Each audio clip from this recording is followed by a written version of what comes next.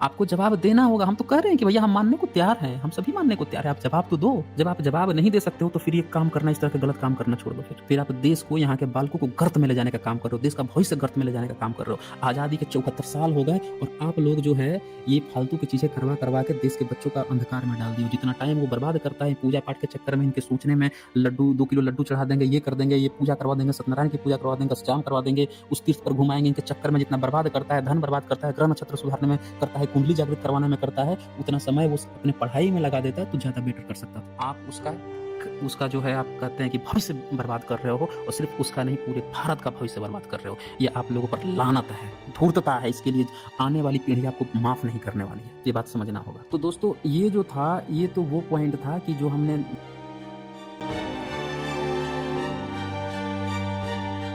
चार मुंह जो है अपनी बेटी को घूरने के लिए और उसको जो है लगातार देखने के लिए ही इनने बना लिया, ब्रह्मा ने खुद ही बना लिया। अच्छा, इसके बाद से ये कहते हैं इसका सारा फल नष्ट हो गया तथा उसी पाप के परिणाम स्वरूप बुद्धिमान ब्रह्मा के मुख के ऊपर एक पांचवा मुख आविर्भूत हुआ। ये लीजिए भाई साहब, चार मुंह तो हो गया, उस चार मुंह के ऊपर भी एक पांचवा मुंह हो गया। तो ये जो पंचमुखी जो आप बुद्ध का एक मूर्ति देखे होंगे वीडियो 74 में आपने देखा होगा, जिसको ये लोग लिंग लिंग बना के अब पूजा पाठ करते रहते हैं। तो जहाँ पे चार मुंह रहेगा उसके ऊपर भी बुद्ध हैं, इस तरह के 8-8 मुंह वाले भी बुद्ध हैं।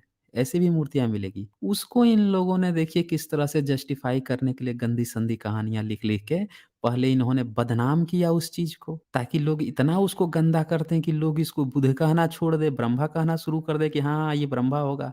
इनका खेल देखिए इनका, कितना ये वो खेले हैं कि बुध जो है इतना, बुध तो औरतों से दूर रहते थे।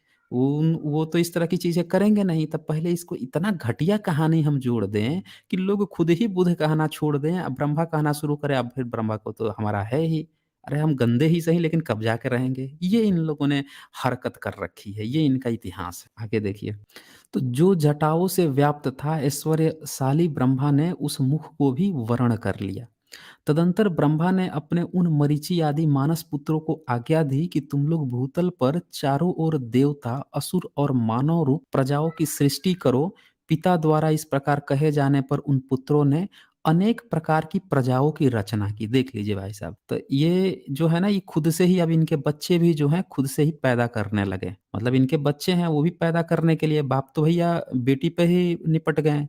अब बेटा कहाँ वो करेंगे, तो इन्होंने अब देखिए ये पैदा कर रहे हैं, इनके बेटे भी अब खुद पैदा कर रहे हैं अपने-अपने लिए। तो पिता द्वारा इस प्रकार कहे जाने पर उन पुत्रों ने अनेक प्रकार की प्रजाओं की रचना की। सृष्टि कार्य के लिए अपने उन पुत्रों के चले जाने पर विश्वात्मा ब्रह्मा ने प्रणाम करने के लिए चरणों पर पड़ी हुई अनंता शतरूपा का पाणी ग्रहण किया। देख लीजिए अनिंदिता शतरूपा, तो ब्रह्मा को प्रणाम करने के लिए चरणों में पड़ी हुई, उस अब उनके चरण में पड़ी हुई है। ब्रह्मा जो है उसके साथ गलत-सलत काम कर लिया, फिर भी जो है ये उनके चरणों में पड़ी हुई है, उसका पाणी ग्रहण किया। तदंतर अधिक समय व्यतीत होने के पश्चात शतरूपा के गर्भ से मनु नामक पुत्र उत्पन्न हुआ। लीजिए, ये जो मनुस्मृति आपके ऊपर थोपी गई है, हम लोगों के ऊपर थोपी गई थी, ये मनुस्मृति जो है, इसका जो कैरेक्टर है, ये देखिए कहाँ से आ रहा है। ये जो मनु है, इसकी बताया जा रहा है कि इसकी जो माँ थी, वो उसके बाप की ही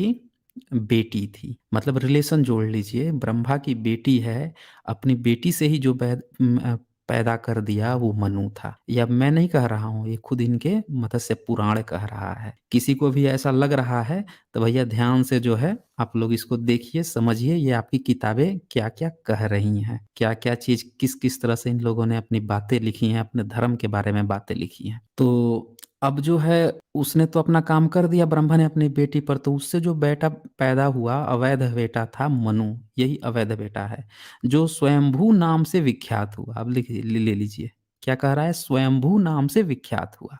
स्वयंभू मतलब खुद से जो पैदावार है, खुद से नहीं पैदा हुआ था। इसका जो बाप है, मनु का बाप, वो अपनी बेटी को ही गलत दृष्टि देख के गलत कार्य किया तब जाके ये पैदा हुआ था। इसका नाम ही रख दिए स्वयंभू कि लोग समझे कि स्वयंभू पैदा हो गए। उसे विराट भी कहा जाता है तथा अपने पिता ब्रह्मा के रूप और गुणों की समानता के कारण, अब देखिए ये अपना ब्रह्मा के ही समान रूप गुण था, इसके कारण उसे लोग अधिपुरुष भी कहते हैं, ऐसा हमने सुना है। उस ब्रह्म वंश में सात सात के विभाग से जो बहुत से भाग्यशाली एवं नियमों का पालन करने वाले स्वरोचिष आदि तथा उसी प्रकार औतमी एवं स्वयंभू मनु हुए, वे सभी ब्रह्मा के समान ही रूप वाले थे। इन्हीं में से उस समय तुम सातवें मनु हो। तो वो जो पैदा हुआ था वो पहला मनु था। ये जो बचाया जो कहा जा रहा है कि मत्स्य अवतार में दुनिया को बचा लिया, ये सातवां मनु था उस पीढ़ी का। ये मनु सेवेंथ मनु था, वो प्रथम मनु था। ये है इनकी कहानी। ये लोग बता रहे हैं, मतलब ये भी कहानी इनकी चोरी का माल है, चोरी करके लाए हैं।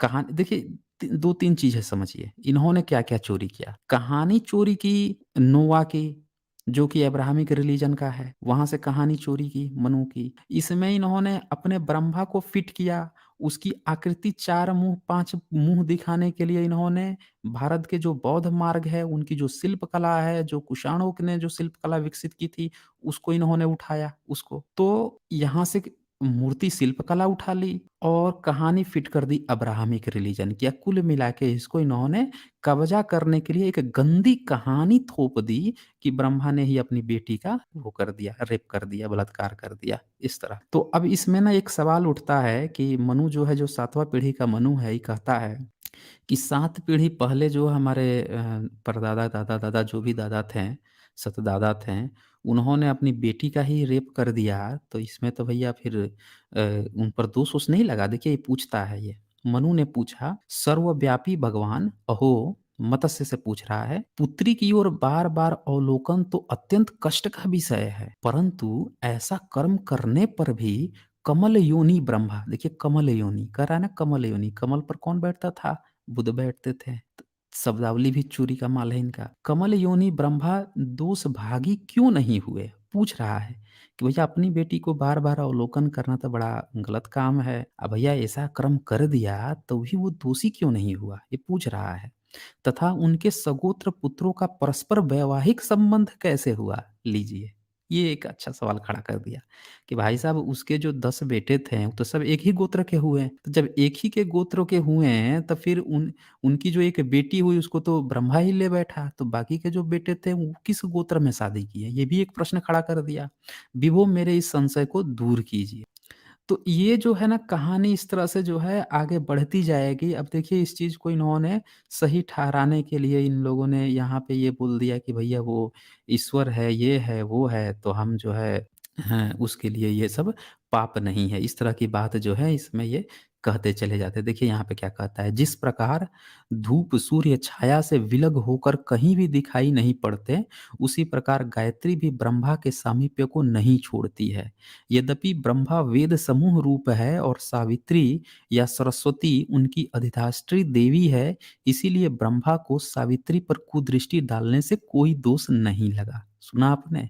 मतलब अपनी बेटी है, खुद ही पैदा किया है, तो इसका मतलब वो उसको भोग सकता है। ये बात कह के ये लोग इसको जस्टिफ़ाई कर रहे हैं। ये इनका ब्राह्मण धर्म की ये सोच है कि आप खुद ही पैदा किए हो, तो उसका आप भोग कर लोगे, वो सही है। ये सब यही चीज़ें लिखनी चाहिए धर्म ग्रंथ में। आपको नहीं लगता कि ये गलत है? जो भी लोग यहाँ देख रहे हैं, अगर आप वास्तव में आप लोगों को लगता है कि ये सब गलत है, तो इसको आपको इस पर प्रश्न खड़े करने की ज़रूरत है, छोड़ने की ज़रूरत है भाई साहब। ये धर्म नहीं होता है ये। इस तरह की जो फालतू और गंदी-संदी बातें धर्म ग्रंथों में हो ना, ये दर्शा रही है कि हम लोगों का ये धर्म ग्रंथ नहीं है। हमें अपने वास्तविक इतिहास को पहचानना होगा, हमारा क्या इतिहास है। हमारे पूर्वज इतने गंदे-संदे थे, इस तरह की घटिया गंदी-संदी बातें लिखेंगे हम लोग के बारे में, हमारे इतिहास के बारे में। तो इसीलिए मैं कहता हूँ बार-बार कि इस चीज़ को समझना है कि ये सारी चीज़ें जो हैं इतनी घृणित लोग और घटिया लोग ही ऐसी बातें लिखे, इनको त्यागने की ज़रूरत है। तो अब ये जो है ना इसमें ये देता है फिर जस्टिफ़िकेशन के लिए यहाँ पे बोल देगा कि भैया उन्होंने कामदेव को पैदा कर दिया था, कामदेव ने तीर मार दिया, तो देन कामदेव बोल रहा है, कामदेव फिर अब कहता है उसको श्राप दे रहे हैं। तो नीचे जो है कामदेव खुद कह रहा है, क्या कहता है कि मैं तो निरपराध हूँ, तथापि आपने ही मुझे ऐसा श्राप दे दिया है। मैं आपने ही बना दिया है तो ये आपकी गलती है ना, आपने मुझे बनाया है। आपने मुझे भी बनाया, आपने सरस्वती को भी बनाया, ये आपकी गलती है, हमारी गलती थोड़ी ही है। तो ऐसे ही ये लोग जो है मतलब गंदी-संदी बातें लिखकर जस्टिफ़िकेशन जो है देकर इस तरह से भागते फिरते रहते हैं। तो कुल मिला के आप यहाँ पे देख रहे हैं, ये जो चीज़ था यहाँ दिखाने का जो हमारा यहाँ प्रक्रम था वो यही था कि जो सरस्वती की उत्पत्ति जो बताई जा रही है, वो उसका जो इतिहास हम देखते हैं बहुत ही एक गंदी कहानी के रूप में आती है। उसका जो है कहीं से भी न विद्या के लिए यहाँ पे दिखाया जा रहा है कि कोई सरस्वती की रचना इसलिए हो रही है कि वो जाकर किसी को शिक्षा दे।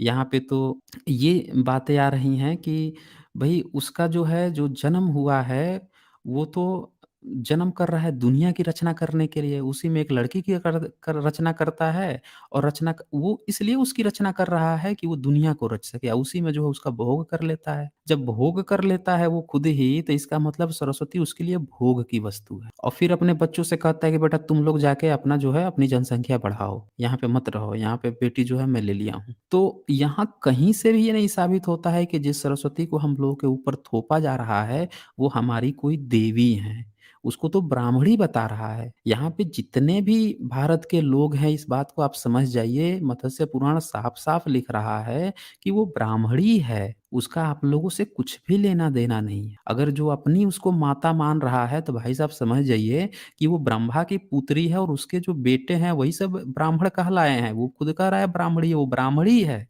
आप ब्राह्मणी की पूजा कर रहे हैं और वो उस ब्राह्मणी की पूजा कर रहे हैं जिसको अब आप ही उसका भोग रहा है। ये मत्स्य पुराण कह रहा है जो मुगलों के कालखंड में इन्होंने अपनी एक गलत प्रथा और गंदी-संदी बातें जो लिखी हैं, ये कह रही हैं। हमारा इतिहास नहीं है, ये इनका इतिहास है। ये समझना होगा आपको। तो अच्छा यहाँ पे जो है हेमंत कुमार जी जो हैं, इनका सुपर स्टिकर आया हुआ है। बहुत शुक्रिया आपका हेमंत जी। तो ये तो था इनका सरस्वती का। आगे इसमें जो है ये दिखाता है कि उसका एक और पुत्र जन्म लेता है दक्ष और वो जो है कैसे-कैसे जीव-जंतु असुरों को सूअर वाले मुँह जैसे और किसको-किसको पैदा करता है वो सब यहाँ पे लिखा हुआ है। तो ये ख़ैर हमारा आज का टॉपिक नहीं है। हम लोग अब आते हैं अपने मूल मुद्दे पे कि सरस्वती का तो हम लोग इतिहास जान चुके। अब आते हैं कि भई सरस्वती अगर उस समय थी, प्राचीन काल से ही, तो भारत में तो फिर जब विद्या की देवी थी, तो जितनी औरतें हुईं, उनको तो फिर सब पढ़ी-लिखी होनी चाहिए थी, सारी की सारी एजुकेटेड होनी चाहिए थी, लेकिन नहीं हुईं। क्यों नहीं हुई? क्योंकि कहीं से भी हमें सरस्वती को इस कारण से ब्राह्मणों ने पैदा ही नहीं किया कि वो एजुकेशन की देवी है। वो उनकी कहानियों में सिर्फ़ एक ब्रह्मा बुद्ध को कब्जाने के लिए एक स्त्री का रूप लाई गई है और उन दोनों का रिलेशन बना के एक ब्रह्मा को पैदा किया गया है, उसकी ये कहानी है। ये हमारे एजुकेशन के लिए हमारे है ही नहीं, कतई नहीं।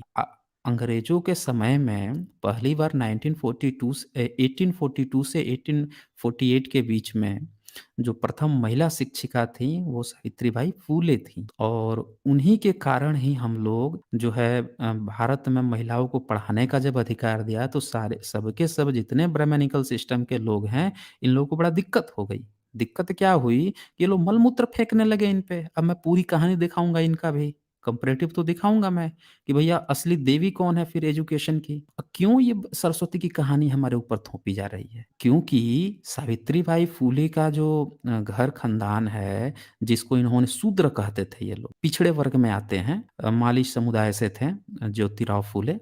तो ये लोग पिछड़े वर्ग में आते हैं, तो अब एक पिछड़ा वर्ग की पूजा जो है पूरी दुनिया क्यों करे? पूरा भारत जो है एक पिछड़ा जिसको ये लोग शूद्र कहते हैं, उसको लोग क्यों जाने? तो उस कहानी को दबाने के लिए कि पिछड़ा शूद्र न पूजा जाए। ये तो कहते हैं ना कि जिस देश में, जिस जगह पे शूद्र राजा हो, वहाँ पे ब्राह्मण को रहना भी नहीं चाहिए। मनुस्मृति में साफ-साफ लिखे हैं। शूद्र को धन रखने का अधिकार नहीं है।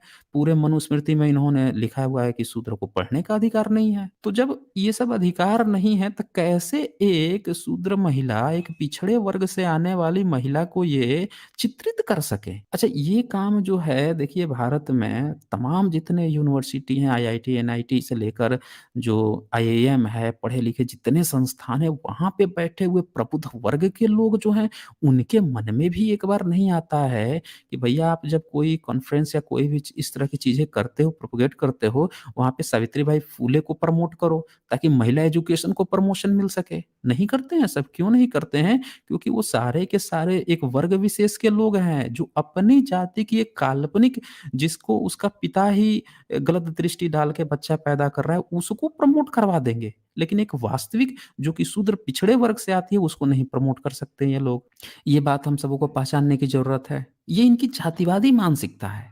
जब हम इन प्रश्नों को उठाते हैं तो ये कहेगा, अरे! आप ना जाति की बात कर रहे हो, आपके मन में जाति भरी हुई है। अरे धूर्त महोदय! आप इतने पढ़े-लिखे हो और आप जो है हर कार्यक्रम में, हर जगह एक काल्पनिक चीज़ की पूजा कर रहे हो, पूजवा रहे हो सबसे, ये हम लोग को नहीं समझ में आ रहा है कि एक शूद्र वर्ग, पिछड़े वर्ग की महिला को आप नहीं प्रमोट कर रहे हो, आपके अंदर जातिवाद घुसा हुआ है। जब हम क्वेश्चन, रियल क्वेश्चन जो सबको उठाना चाहिए, वो हम उठा दें तो हम जातिवादी हो गए। तो ये सबको उठाना पड़ेगा ये प्रश्न, हर जगह उठाना पड़ेगा कि कैसे ये लोग जो है बर्बाद कर रहे हैं सिस्टम को।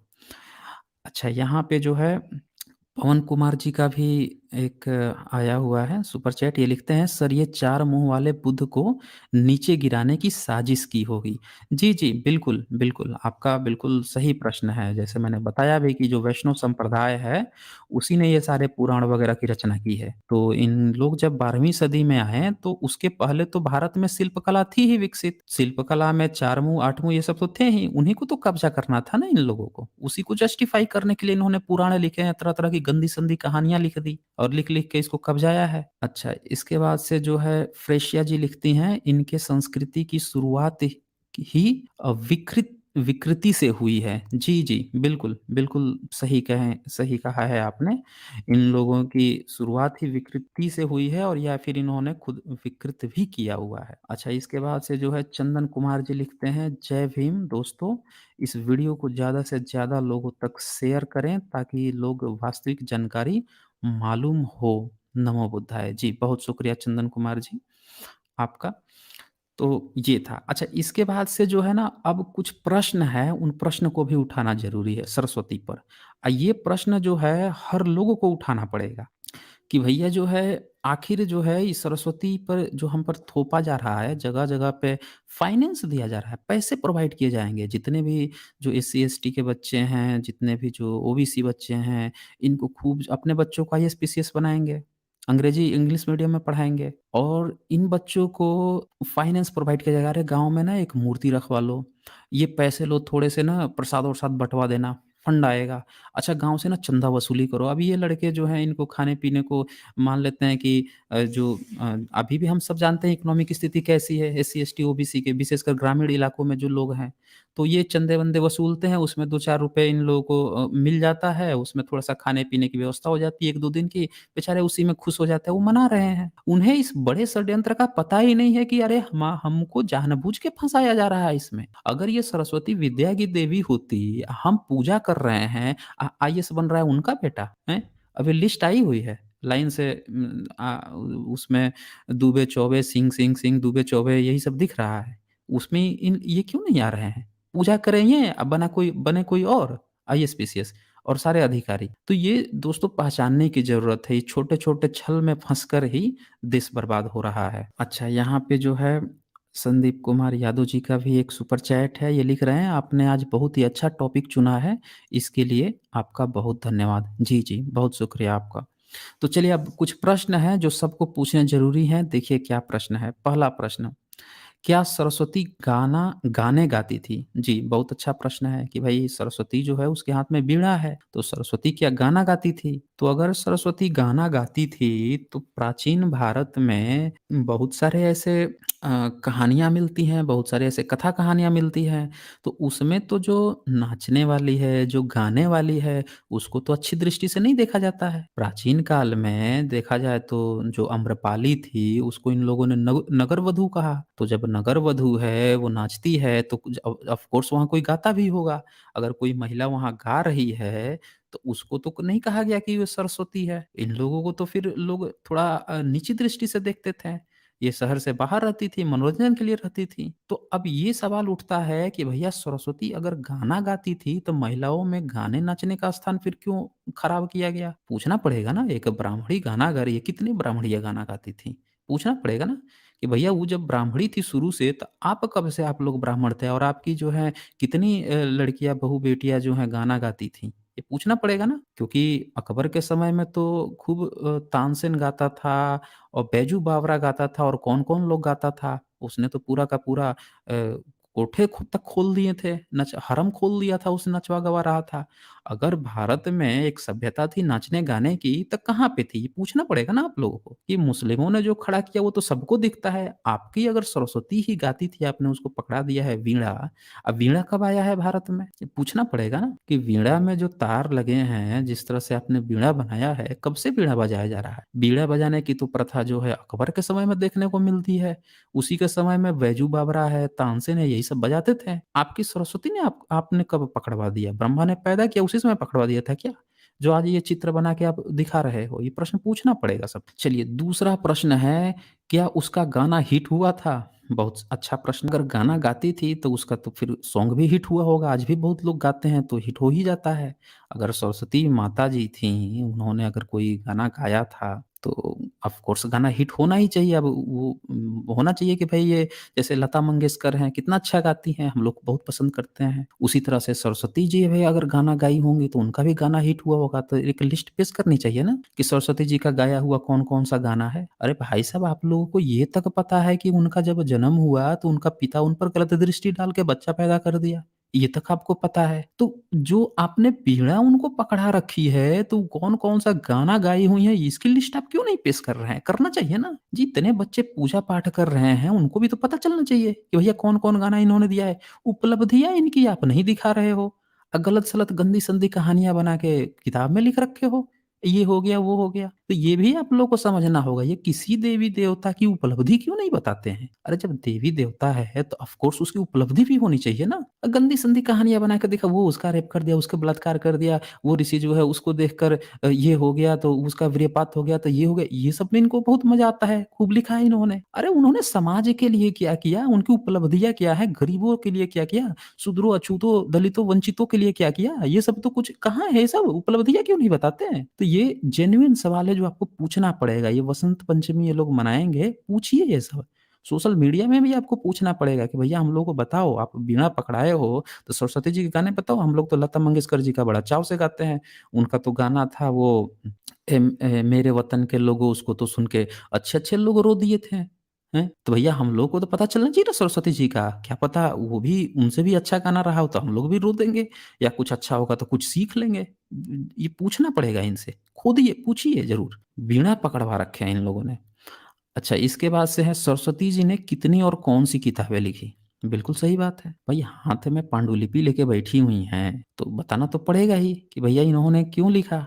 इन्हीं का जो बेटा पैदा हुआ मनु, ये तो बेटा मनु मनुस्मृति लिख दिया जिसमें महिलाओं को ही पढ़ने से मना कर दिया। एक जगह नाम नहीं लिया है कि महिला को पढ़ना है। अब इसकी माता कैसे पढ़ी-लिखी थी, हाथ में पांडुलिपि लेके बैठी हुई थी? देखिए अपना माता का विरोधी था क्या? ये पूछना पड़ेगा ना आपको कि भाई साहब चलो ठीक है मनु ने रोक दिया और माताजी ने सह भी लिया कि हाँ बेटा चलो ठीक है तुम जो कर रहे हो करो, मत पढ़ने दो किसी महिला को, इट्स ओके। लेकिन उसकी माताजी मनु की जो माताजी हैं शतरूपा, सावित्री जो ये गायत्री या फिर जो सरस्वती, ये तो हाथ में पांडुलिपि लेके बैठी हैं ना। इनको तो बताना पड़ेगा कि आपने कौन-कौन सी किताब लिखी। अरे विद्या की देवी हैं। आप जो है जब किसी साइंटिस्ट को कहते हो कि भैया ये साइंटिस्ट हैं, तो उसकी कुछ उपलब्धि होती है तभी साइंटिस्ट कहते हो। अब विद्या में बच्चे जाते हैं, इतने सारे सब्जेक्ट पढ़ते हैं, इतनी सारी चीज़ें सीखते हैं, तो अगर सरस्वती ने कुछ बनाया हो तो बताना पड़ेगा ना कि भई वेद क्या सरस्वती ने लिखे, पुराण क्या सरस्वती ने लिखे, उपनिषद क्या सरस्वती ने लिखे, रामायण महाभारत लिखा, गीता पुराण लिखा, क्या लिखा? अरे विद्या की देवी ये है, लिख सारे के सारे कोई और रहा है, ब्राह्मण लिख रहा है बैठ के। अब विद्या की देवी ये है? कौन-सी बात की विद्या की देवी भाई साहब? जब लिखावट ही कोई और कर रहा है तो? ये पूछना पड़ेगा आपको कि जितने धर्म ग्रंथ हैं सब पंडित पुरोहितों ने लिखे हैं। कह रहे हो कि ब्रह्मा से उत्पत्ति, यहाँ से उत्पत्ति, विद्या की देवी तुम बता रहे हो कि भैया सरस्वती हैं। ये कौन सवाल उठाएगा? उठाना पड़ेगा। हर व्यक्ति को उठाना पड़ेगा कि भैया आपको बताना पड़ेगा ये चीज़ कि क्यों हम उसको आप हमें कह रहे हो कि ये विद्या की देवी हैं। चलिए आगे देखते हैं। सरस्वती का शिक्षा के क्षेत्र में क्या योगदान है? ये भी बहुत बड़ा प्रश्न है। वही प्रश्न है कि भैया जब किताब नहीं लिखी तो कुछ न कुछ तो योगदान दी होगी, तभी तो आप कह रहे हो ना कि एजुकेशन की देवी हैं। देखिए बैठ के सोशल मीडिया में दिन-रात प्रचारित हो रहा है कि इस सरस्वती, इस वसंत पंचमी पे ये काम कीजिए, आपका बच्चा अगर नहीं पढ़ता-लिखता है तो उसको ये फल प्राप्ति हो जाएगी, तो इस तरह से पढ़ने-लिखने लगेगा, तो ये काम भूल के भी मत करिए, तो ये काम भूल के भी कीजिए। इस तरह की बातें प्रचारित हो रही है, तो ये तो बताना पड़ेगा ना आपका कि भैया उन हम तो कह देंगे, आप हमसे कहिए आइए यहाँ पे डिबेट के लिए कुछ लोग आ जाइए, पेश कीजिए, हम लोग मान लेंगे कि भैया जो है आपका जो है ये विद्या की देवी हैं, लेकिन आपको सबूत पेश करना पड़ेगा फिर। सबूत नहीं पेश करोगे तो हम नहीं मानेंगे फिर, ये बात याद रखिएगा। फिर आप कुछ भी कहते रहिए कि भैया ये जो है नास्तिक है, ये बौद्ध है, ये जैन है, ये वो है, ये वो है, ये समण कल्चर का मारने वाला है, कुछ भी कहिए लेकिन हम तो सबूत माँगते हैं भैया। अगर हम लोगों को चाहते हो इन्फ्लुएंस करना तब वो सबूत देना पड़ेगा। अच्छा इसके बाद से जो है सरस्वती ने कितने लोगों को कब और कैसे शिक्षित किया? बिल्कुल सही। आज जब कोई प्रोफ़ेसर होता है तो उसपे कंडीशन होती है कि भैया आप पहले जो है असिस्टेंट प्रोफ़ेसर थे, फिर जो है एसोसिएट बने, देन प्रोफ़ेसर बने, तो आपने कितने लोगों की पीएचडी कराई है, कितने रिसर्च पेपर छापे हैं, आपने क्या-क्या किए हैं, आपने और क्या-क्या योगदान दिया है, सब पूछा जाता है ना। तो भैया ये इतनी बड़ी जो है देवी बन गई, पूरे ऐसे-ऐसे प्रोफ़ेसरों की बैठ के जो पूजा-पाठ करवा रहे हैं सब वहाँ पे बैठा के, तो भैया सब बताओ ना आप लोग। कि इनको किस हिसाब से देवी बनाया है आपने? कौन-कौन से इन्होंने इनकी रैंकिंग कैसे तय कर ली? इतने बड़े-बड़े इंस्टीट्यूट में आप जो है किसी को प्रमोशन देने के लिए ये चीज़ काउंट करते हो, इसको किस हाल मतलब किस लॉजिक पर या फिर क्या किन-किन उपलब्धियों पर इनको देवी बना दिया गया? ये प्रश्न पूछना पड़ेगा ना आपको, सबको पूछना पड़ेगा। चलिए इसके बाद से जो है सरस्वती को ज्ञान मतलब विद्या या जो भी आप समझते हो कहाँ से प्राप्त हुआ? ये भी पूछना पड़ेगा भाई साहब क्योंकि किसी को भी विद्या के लिए तो गुरुकुल जाना पड़ता है, स्कूल जाना पड़ता है, आजकल कॉलेज जाना पड़ता है, महाविहार जाना पड़ता है।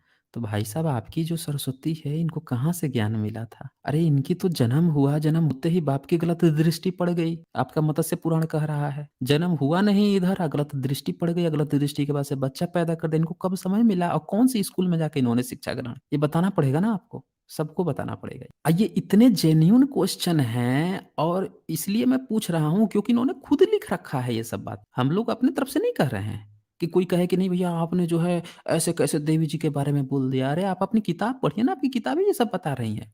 हम तो सिर्फ सवाल खड़े कर रहे हैं, आप दे दीजिएगा तो जैसे आप मानते हैं वैसे हम भी मान लेंगे। आप दीजिए ना जवाब। जवाब देने से आप लोग क्यों भागते हैं? अच्छा इसके बाद से जो है अगर नहीं तो ब्रह्मा को ज्ञान कहाँ से मिला? क्या ब्रह्मा ने ज्ञान सरस्वती सरस्वती ने दिया? अच्छा ये भी बड़ा अच्छा प्रश्न है कि भैया ब्रह्मा ने सरस्वती को जन्म दिया, ज्ञान की देवी अगर ब्रह्मा नहीं है सरस्वती हैं, तो ब्रह्मा को किसने ज्ञान दिया था? सरस्वती ने दिया था। ये पूछना पड़ेगा ना आपको। या फिर अगर ब्रह्मा को ज्ञान कहाँ से मिला? अगर ब्रह्मा ने दिया था तो ब्रह्मा को कहाँ से ज्ञान मिला? या सरस्वती से पहले ब्रह्मा के पास कोई ज्ञान ही नहीं था क्या? ये भी तो एक सवाल खड़ा होता है ना कि अगर सरस्वती ज्ञान की देवी है तो उससे पहले क्या ब्रह्मा अनपढ़ थे क्या? अच्छा इसके बाद से है सरस्वती ने कपड़े मतलब साड़ी पहनना किस साल शुरू किया? ये भी बड़ा एक अच्छा लॉजिक क्वेश्चन है जी कि भैया सरस्वती जी जो हैं इन्होंने इनको साड़ी भी पहना के दिखाया जाता है। साड़ी भारत में मिलना कब शुरू हुआ? ये लोग आप सिंपल गूगल सर्च करके पता लगा सकते हैं। तो आपको ये बताना पड़ेगा कि भाई साहब जो है सरस्वती को आपने कब से पहनाया है? कपड़े कब से पहनाया है? साड़ी कब से पहनाई है? क्योंकि ऐसी तो बहुत सारी बातें आती हैं जब महिलाओं को स्तन ढकने का हक नहीं था। ये तो आप लोगों ने सुना होगा, देखा सुना होगा। उस समय सरस्वती जी को साड़ी पहनने का हक था। देवी थीं, पूरी दुनिया की माता थीं। ऐसी-ऐसी घटनाएँ भारत में हो रही थी, हैं? और ये चुपचाप बैठ के देख रही थी। उनको कहाँ से साड़ी मिला था? कौन-सी फैक्ट्री में बना था वो? कोई पैरेलल में फैक्ट्री-वैक्ट्री चलती थी क्या वहाँ पे? जिस फैक्ट्री से साड़ी बनता होगा, वहाँ से जो है कपास आते होंगे, उनकी धुनाई होती होगी, फैक्ट्री में डाला जाता होगा या फिर कोई स्पेशल बुनकर थे जो बना-बना के देते थे, लीजिए माताजी पहन लीजिए। बताना पड़ेगा ना, सवाल तो उठेंगे फिर। अच्छा इसके बाद से जो है कि चलो ठीक है भाई साहब आपने सब काम कर लिया, लेकिन ये बताइए सरस्वती माता जी, आप तो माता देवी हैं आप तो ज्ञान की देवी हैं। आपका तो व्यवहार अपने सारे पुत्रों के लिए समान होना चाहिए। तो आपका जो बेटा है मनुस्मृति में लिखता है कि ब्राह्मण, क्षत्रिय, वैश्य को पढ़ने का अधिकार है। तो ठीक है उसको अधिकार है। शूद्रों को रुकवा दिया आपने, आप कुछ नहीं बोली। आप तो विद्या की देवी हैं। स्त्रियों को भी उसने रुकवा दिया, आप कुछ नहीं बोली। आपने जो है किसी ब्राह्मण को क्यों नहीं रोका? क्या गैर ब्राह्मणों को शिक्षा के अधिकार से सरस्वती ने वंचित किया? सवाल ये उठता है ना कि अगर आपका बेटा रोका और आप देवी हैं तो चुपचाप आप देखती रहीं। क्या आपने ही कहा था क्या उनसे कि हाँ, तुम वंचित कर देना, हम चुपचाप रहेंगे? ये तो बताना पड़ेगा। तो ये तो आपको बताना पड़ेगा। अच्छा, इसके बाद से यहाँ पे है कि अगर नहीं तो फिर किसने किया? ये भी सवाल पूछना पड़ेगा आपको कि भैया अगर उन्होंने, उनकी चुप्पी थी, सहमति थी, क्या थी इस चीज़ पे? इसके बाद से जो है और भी बहुत सारे प्रश्न हैं जो आप यहाँ पे पूछ सकते हैं, जैसे क्या सरस्वती सिर्फ प्राइवेट स्कूल में ही शिक्षा बाँटती है या सरकारी स्कूल में भी सरस्वती का प्रभाव क्षेत्र में है? ये भी बहुत जेन्युइन क्वेश्चन है। सरकारी स्कूल जो प्राइमरी हैं कितने खस्ते हालत में हैं। बच्चों को मिड डे मील में फँसा दिया गया है, बच्चे खाने जाते हैं, पढ़ने जाते हैं, पढ़ाई होती नहीं होती। वहाँ के जो टीचर हैं उनकी कितनी का हालत खराब है, हैं? इतने सारे बच्चे हैं, 2 टीचर 3 टीचर में काम चला रहे हैं, शिक्षक भरपूर नहीं है। पूरे बेचारे 8-8 घंटे एक साथ रहें तो क्या परफ़ॉर्मेंस देंगे वो क्लास में? उनको भी तो लीज मिलना चाहिए ना, तो 3 घंटे तो कम से कम मिलना चाहिए। तो इ इ इतना एंगेज कर दिया है कि वो भी अपना पूरा काम एफिशिएंसी से नहीं कर पाते हैं। तो आपकी सरस्वती अगर ज्ञान देती है पूजा-पाठ करने से, तो भैया प्राइवेट स्कूल में ही जो टीचर कम तनख्वाह पा-पा के पढ़ाते हैं, उनके बच्चे ज़्यादा सक्सेसफुल हैं। जिनको तनख्वाह आप दे रहे हो, वहाँ पे सरस्वती जी की पूजा भी करवा दो, तो उनको उन वो बच्चे क्यों फेल्योर हो रहे हैं? ये भी तो सवाल खड़ा होगा। बताना पड़ेगा ये भी आपको। अच्छा, इसके बाद से जो है ये तो सवाल बनता ही बनता है, साथ में एक और सवाल ये भी देख लीजिए, जिन शिक्षण संस्थानों में सरस्वती की पूजा नहीं होती, वहीं से ही सबसे अधिक होनहार छात्र क्यों निकलते हैं? ये भी सवाल खड़ा होता है कि भाई साहब, बहुत सारे ऐसे शिक्षण संस्थान हैं, जहाँ पे सरस्वती की पूजा ही नहीं होती। आप देख लीजिए, आप जाके ऑक्सफोर्ड यूनिवर्सिटी को देख लीजिए, प्रिंसटाउन, हार्वर्ड यूनिवर्सिटीज़ को देख लीजिए, कैलिफोर्निया यूनिवर्सिटी को देख लीजिए, विदेशों के जितने भी इंस्टीट्यूट्स हैं, उनको देख लीजिए, कहीं भी सरस्वती की पूजा नहीं होती। ये सब टॉप इंस्टीट्यूट बने हुए हैं। क्यों? तो ये सारे सवाल खड़े करने होंगे। विद्या की देवी यहाँ पे, पूजा हम करें, बाल-बच्चे करें सब। फँसा दिया गया है, हाँ करो, पंडित को बुलाइए, दक्षिणा दीजिए। समझना होगा आपको खेल को कि बिना इसकी पूजा-पाठ किए अगर कोई इंस्टीट्यूट्स टॉप किए जा रहे हैं दुनिया के और यहाँ पे हम पूजा-पाठ करवा रहे हैं। अब पूजा-पाठ करने वाला यहाँ कर तो रहा है, फ़ायदा किसको हुआ? आपको क्या मिला? क्या वो आपको ज्ञान देगी? अच्छा चलिए मान लेते हैं ज्ञान नहीं देगी। आपको ये बता दिया कि नहीं हमारा रीति-रिवाज है। हम ये पूछना चाह रहे हैं कि आप रीति-रिवाज ढो रहे हैं तो फ़ायदा वहाँ किसका हो रहा है? फ़ायदे के पॉइंट पे आइए ना आप। फ़ायदा किसका हो रहा है? एक ब्राह्मण का हो रहा है, जो आएगा कथा कहेगा। एक जो है उस वर्ग का हो रहा है जो ज़बरदस्ती आपको फ़ायदे गिनवा रहा है। ये रीति-रिवाज है। अरे रीति-रिवाज तुम्हारा है, वो ब्राह्मणी है। जिसको तुम कह रहे हो कि ये ब्राह्मणी है, ब्रह्मा की पुत्री है। भारतीयों की नहीं है ये। तुम मनाओ ना, तुम्हें मनाना है तो। दूसरों पर क्यों थोप रहे हो? ये सवाल आपको खड़ा करना पड़ेगा। नहीं खड़ा करेंगे देन फिर आप फिर समझिए कि वो अपनी बात तो पीढ़ी दर पीढ़ी थोपवाते आया है आप पर। आप अपनी बात न कह पा रहे हैं, न चल पा रहे हैं। गलती किसकी है? किसकी गलती है? कब तक हम दूसरों पर देते रहेंगे कि वो गलत कर रहा है, गलत। अरे आप खुद ही गलत कर रहे हैं ना जो उसमें फँस रहे हैं। कब आप समझेंगे? तो ये समझना बहुत ज़रूरी है, समझाना बहुत ज़रूरी है। तो इसी तरह से बहुत सारे सवाल हैं जो आप खड़े करते जाएँगे कि भाई साहब ये जो है सरस्वती अगर शिक्षा देती है तो किस तरह से शिक्षा देती है? मतलब कौन किस तरह से देती है? मान लेते हैं हम पूजा पाठ कर लिए, वो कैसे दे देगी आपको शिक्षा? अरे जो माटी की मूर्ति है, जो ना बोल सकती है, ना कुछ कर सकती है, छोड़ दीजिए ना वहाँ पे। एक दान पेटी रख दीजिए नीचे और जो है बिना ताला मारे छोड़ दीजिए। देखिए अगले दिन बचता है कि नहीं बचता है। एक मैंने तो देखा है कि जिन मंदिरों में जो छोटे-छोटे मंदिर बने होते हैं, गलती से अगर किसी दिन खुला रह जाए, तो कुत्ता वगैरह जाकर वहाँ पे सुसु-पोटी करके चला आता है। ये हालत है। वो लोग ये तक नहीं रोक सकते हैं और आप सोचते हैं कि आप जो है पूजा-पाठ कर लेंगे तो ज्ञान मिल जाएगा। 1-2 किलो लड्डू चढ़ा देंगे तो आपके मन की मुराद पूरी हो जाएगी। अरे इतना भी नहीं समझ में आता। जिन लोगों को इतना भी नहीं समझ में आ रहा है, तो आपकी बुद्धि धन्य हो। धन्य हो आपकी बुद्धि, इतने निचले स्तर तक हम लोगों को गुलाम बना दिया गया है। वो अंग्रेज हमें गुलाम बनाए थे ना, वो कौन-सा गुलाम बनाए थे? वो गुलामी थोड़ी कम भी गुलामी थी। ये सबसे बड़ी गुलामी है कि आप मानसिक गुलाम हैं, आपकी सोचने-समझने की शक्ति तक खत्म हो चुकी है। इसी तरह से और सवाल है कि सरस्वती कौन-कौन से क्षेत्र में शिक्षा देती है? जैसे कि विज्ञान देती है, संगीत की देती है, चिकित्सा की देती है, पुरातत्व की देती है, किसकी देती है भाई साहब? सरस्वती शिक्षा, ज्ञान, बुद्धि में जो भी आप बेहतर समझे, क्या जाति, धर्म या रंग देख कर देती है? ये बहुत बड़ा सवाल है कि भाई साहब अगर वो शिक्षा की देवी है, पूजा सब करते हैं, लेकिन टॉप तो वही बच्चा करता है, उनका ही बच्चा करेगा। हर जगह वही कब्ज़ाया हुआ है, तो क्या जाति, रंग, धर्म देख के दे रही है क्या शिक्षा? गरीब बच्चों पर उसको तरस नहीं आ रहा क्या? उनको क्यों नहीं दे देती है? पूजा-पाठ ये करें, ले जाएँ वो। अच्छा मान लीजिए कि कुछ बच्चे सोचते हैं कि चलो, चलो हम खूब पूजा-पाठ करते हैं उनकी तरह। अरे तो तुम पूजा पाठ करते हो तो तुमको क्यों नहीं ज्ञान दे देती है? कभी आप ऐसा करना, पढ़ाई मत करना, खूब पूजा पाठ कर लेना सरस्वती जी की, जाके एग्ज़ाम दे के आ जाना।